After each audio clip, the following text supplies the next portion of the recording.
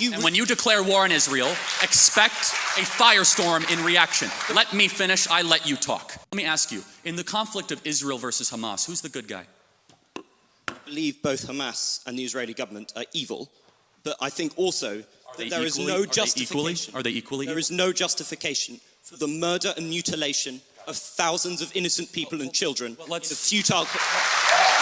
zero in on it. There is no justification, Mr. Kirk, for invading hospitals, for bombing innocent populations and dragging out a war which is damaging Israel and the West's security. You've made that point, but...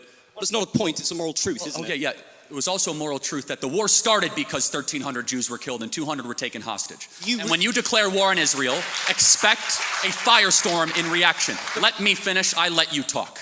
Israel, at its holiest day of the calendar year besides Yom Kippur and Rosh Hashanah, Samat Torah, the 50-year anniversary of the Six-Day War.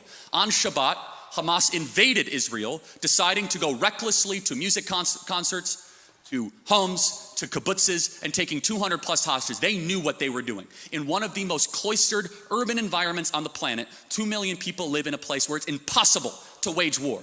Impossible. Where they wear civilian clothing, they violate every tenet of the Geneva Convention, and the IDF, when they do something right, they get no credit. When they do life-saving surgeries of a Gazan child, they get no credit. When they drop leaflets, they get no credit. But when they happen to bomb a place where they are operating their military from, which we now know from third-party verified sources, hundreds of Hamas military operations are in mosques, schools, and hospitals. I'm sorry, the country where they were living in relative peace on October 6th, that all of a sudden we had a war and Hamas started the war. And I don't see people that were really upset about the 2 million Germans that were killed in World War II, civilians. A tragic truth of war is that civilians die. I don't like it and you don't like it. And they brought it upon themselves. The only operation and entity to blame is the leadership of Hamas, not the Israeli government, for fighting this defensive war after they were invaded. There is a good guy and there is a bad guy.